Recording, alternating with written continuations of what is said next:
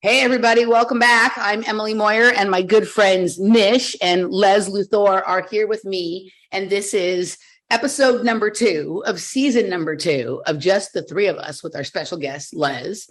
And we were just doing a very, very tiny pre-show. And I was I was kind of setting forward some parameters to help Nish and I control ourselves from chattering away, and Lez said this. Lez, I'm still a bit starstruck that I'm on the podcast that I've been listening to for the last 2 years. It's almost like I forget I'm on the actual podcast I'm listening to. So yeah, man. So this time I'll get more involved. I promise. Okay. I'll cut you guys off a lot as well. Why not? Perfect. Excellent. Feel free to cut me off anytime, Lez. You're a star in my sky. That, and also, like, Nish and I each feel absolutely not ashamed at all to cut one another or anyone else we're ever talking to. Well, Emily, you've got the Jewish in you and I've got the Italian, so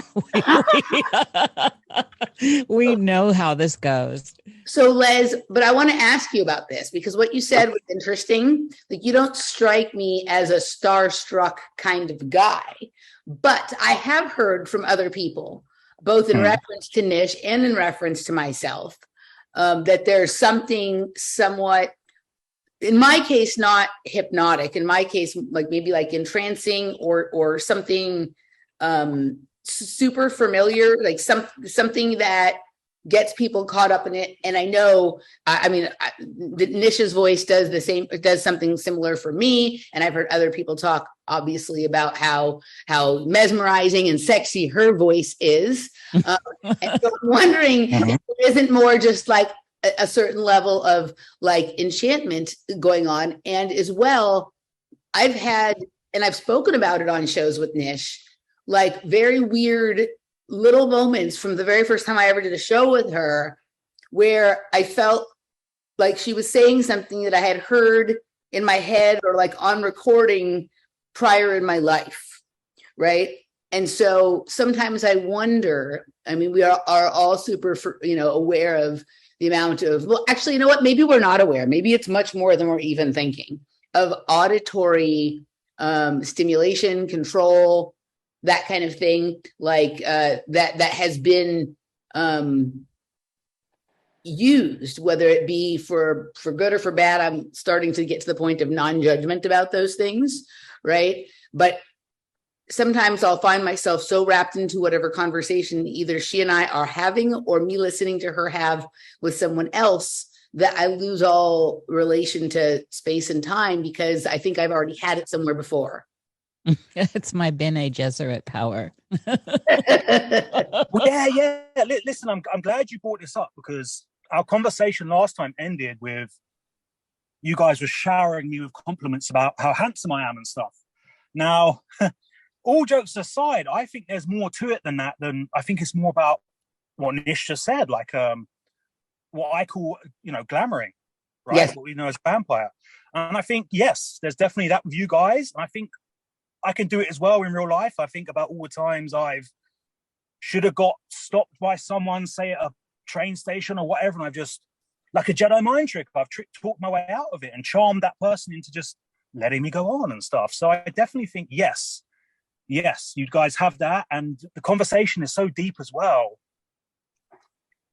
You're kind of trying to catch up yourself. Like, you're processing going, whoa, that's some deep thought, man. And then you've got to go and answer as well. So, but yeah, I do think there's definitely something to that. I mean, I was actually going to ask you guys about that. Like, you've already answered it for me with what you just said. But yeah, do you get that as well? Because I remember Emily saying, you feel like you've met me before. I've had so many people say that to me for my whole life. It's like a common thing now. And even like, say I'm at a bus stop and there's 20 people at the bus stop and some lost stranger needs to ask someone, they will always make a beeline for me. And I don't know why that is. So Michael and I were just having this conversation this morning on our show. There you go. But the thing is, here's the difference between, like, you know, I'm quite scary looking, right? In some ways. Beard, tattoos, blah, blah, blah. Like, you think I'd be the one they probably pick last, but I'm the one they pick first. So they're seeing past the physical. And I think whatever energy it is, charisma or glamoring, it's there, you know? Yes. I'm so 100% understand that and get it. And I think that's a lot of times what it is with me as well. I totally feel you there, Les. So Yes. Michael and I were talking about this morning about how no matter where we are, people will ask us for directions, even if we just arrived in that town, right? Like never been there before, just arrived there 1 minute before the person who comes and asks me, you know. And also in my case, wherever I am, like if I'm in a restaurant, store, like a museum, whatever, people come to me and ask me like I work there. Like everywhere I go, people think I work there, right? And I also have a lot of people report to me how much I remind them of so-and-so, or I look like so-and-so, or they knew someone who was, you know, just like me, which seems like, God, there's more than one like me in the world. That sounds like a terrifying prospect, but I have never met anybody to me that looks like me. I know I'm aware that there are people out there, right? I have passed someone that looked like a total doppelganger once in the streets. And I've seen, you know, celebrities or pictures in magazines or something like that have a resonance. But in real life, I've never met anyone that looked or reminded me of me in any way. But whatever, Emily, I know you are fronting and you are actually David Palmer. You're the Leo King. Right? I've heard that one a lot. His hands are much bigger than mine. So yeah, the giveaway there. But yeah, I've had the same thing where, like, I used to be a nightclub bouncer, right? So I'd be standing at the front door of a nightclub, you know, letting hundreds of people go past me, or I'm checking IDs and whatever. And everyone would say, "Oh, you look like this celebrity." And then the next one would come, "You like this." And they're all different celebrities that look totally different and look nothing like me. And that ties into my theory of, you know, the faceless men of Game of Thrones that can swap. Oh, are we doing that? And we don't even know we're doing it. Because sometimes I'd be like, how the fuck do I look like that? That guy's black. How do I look like a black man? I've gotten that before too. Like I've even had black people ask me if I'm black. I'm like, are you serious? So maybe there's something to that. You brought up a couple of things. You said glamour, right? And I think charisma was another one you mentioned, and glamour's been spoken about quite a bit. Niish and I talked about it when we talked about the vampires and stuff like that. And I recently just interviewed Christopher Gardner, and it hasn't come out yet, but he mentioned a couple of times in the interview, and then again in a later phone conversation, he keeps bringing up charisma when he is like telling me about people who resonate for him or people who he likes their work or whatever. Charisma is a big one. Yes. That's obvious. Like I would not have thought about it that way in terms of like giving that the word, but I think that's a big one. But there's one other one that I think most people don't recognize that it is what it is. And that's authority. All three of us speak with authority, even if we actually don't know what the fuck we're talking about. We speak with authority that makes people believe that we do. And that's been something since I was a kid. Like since I was a little kid, like older people always listened to me, right? Like I didn't sound like a little kid making my claim. I sounded like the full force of an adult who knew what they were talking about. Yes. And I don't know where that comes from per se, but I would say that both of you have that as well. So one or all three of those factors, right? Glamour, charisma, or authority, or some combination thereof. And then what you're talking about, Les, which is the ability for sort of shape-shifting or mirroring or, cloaking or whatever, that there may be an element of that as well. Yes. Well, charisma is a touch of the gods, right? And I'll take that. Yeah, I'll have that one. But yeah, it's. I'll take that too, Les. Yeah. Door number 3. Well, listen, I'm glad we had this conversation. It's almost like I manifested it because this is exactly what I wanted to ask you guys.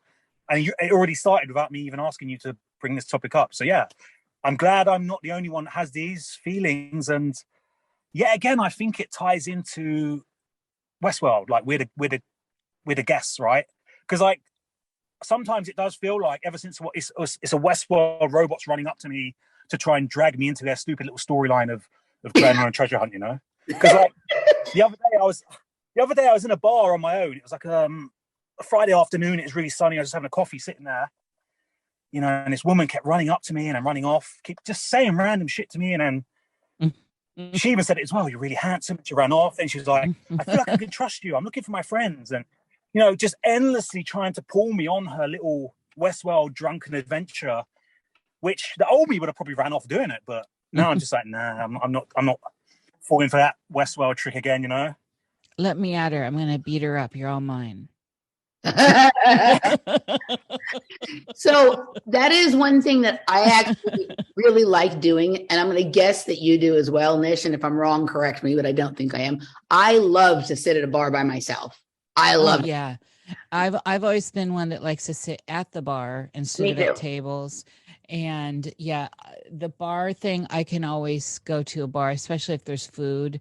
I've always loved it. And I liked working those kinds of places. Usually like in the daytime, if they were music, I always work sound events, so music venues, and the daytime in music venues at a bar is at a bar that has small bar that has music set up as a venue. I love that feel of that kind of space as well. And the pub thing, the English pub thing is so deep in me. I love a real hardcore old school pub. Yeah, I'd have to say that one of the things that, like, I mostly love being in a relationship, but one of the things I miss about being a single person is sitting by myself at a bar. Not because I was like meeting people to have dates or like that, but because Laura A doesn't love to sit at the bar. But B, if I sit at the bar with her, she and I are mostly talking, right? Right. So other people don't come up and sit next to me. The bartender doesn't engage as much. It's just a completely different experience. But I love that. And there's a variety of different kinds of venues that I